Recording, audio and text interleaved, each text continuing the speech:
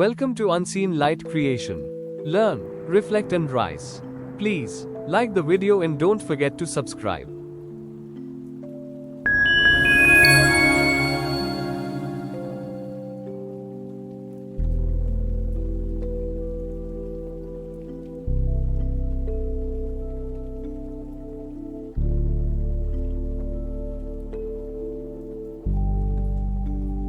আসসালামু আলাইকুম ওয়া রাহমাতুল্লাহ। উনসিন লাইট ক্রিয়েশন চ্যানেলে আপনাদের সবাইকে অভিনন্দন। আজকে আমরা একটি অন্যরকম গল্প, আমাদের দূরের এক দেশের গল্প, যেখানে সমস্ত ধর্মের মানুষ তাদের নিজ নিজ ধর্ম পালন করে সুখে শান্তিতে বাস করে। আজকের গল্পটি এক নতুন ঘটনা নিয়ে, এক অবিস্ময়কর ঘটনা এবং আপনাদের আশা করি ভালো। আমরা আজকে দেখি মোহাম্মদ জামাল সাহেব তার পরিবারকে নিয়ে আনন্দে বসবাস করে সেই গ্রাম।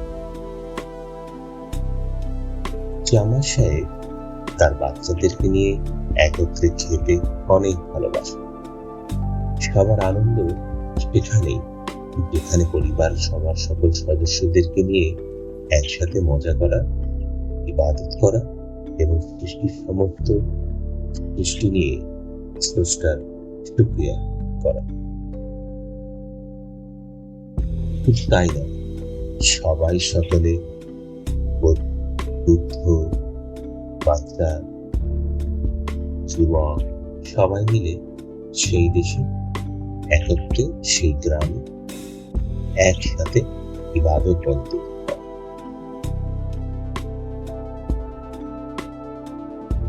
প্রেমটানে চলে যে ঘটনাটি এক চোরের, যে কিনা দীর্ঘদিন না খেতে পেরে অনেক অসহায়, চুরি করে তার জীবন।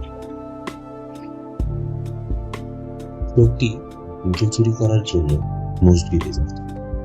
মসজিদ থেকে দুটো করে সেই দুটো বিক্রি করে যা পায় তা থেকেই তার দিন চলে যায়।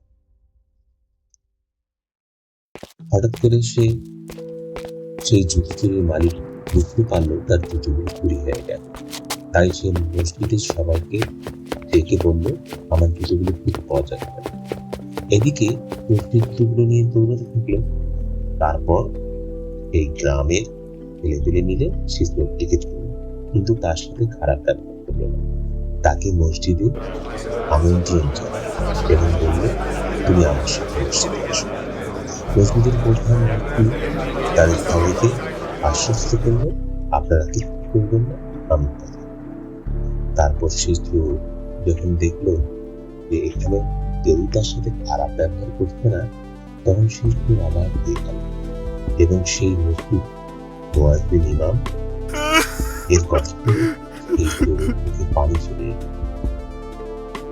এবং তার সে শুধু একাই চোর নয়, সেই গ্রামের একটি আদর্শই হলো, এখানে যদি কেউ কোনো অপরাধ বা কোনো সংগঠিত করে, তখন সবাই মিলে সেই মসজিদে গিয়ে সমাজের, পাড়ার, গ্রামের গণ্যমান্য ব্যক্তিবর্গ একত্রিত হয়ে বসে আলোচনা করে কিভাবে তার শুধু সামর্থ্যের উন্নতি নয়, তার আত্মিক, তার শারীরিক এবং তার জীবিকার ভালো ব্যবস্থা করা।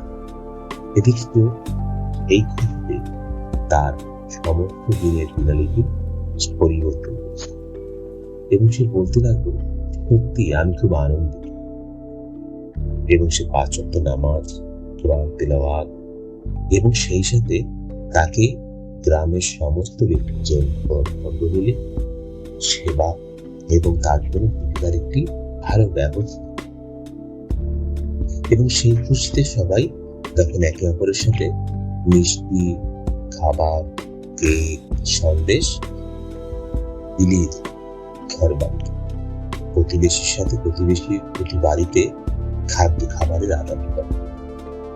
কিন্তু তাই নয়, খাবারের আদান প্রদান তো বটেই, এতে সম্পর্কের উন্নতি ঘটে, তা জানি। এর সাথে সাথে সেই যারা বেকার এবং অসুস্থ লাগে তাদের সুস্থতা ফিরিয়ে আনার চেষ্টা করব। এই হলো এই পাড়ার সমাজ ব্যবস্থা। একে অপরের সাথে প্রয়োজনীয় অর্থনৈতিক লেনদেন থেকে শুরু করে যুবক বৃদ্ধ কেউ সেখানে একাই কখনো একাকিত্ব অনুভব করে না। পরিচিত অপরিচিত সবাই একত্রে বসবাস করে এবং যারা অসহায় তাদেরকে সহায়তা দিয়ে তাদের একসাথে থাকার ব্যবস্থা করে। এই নিয়ে সেই গ্রামের খুব আনন্দিত। এভাবেই পাল্টে যায় একটি সাধারণ জরুরি জীবন। আশা করি আপনাদের গল্পটি ভালো লেগেছে। এইভাবেই হোক আমাদের প্রতিটি গ্রামের সমাজ ব্যবস্থা। ধন্যবাদ।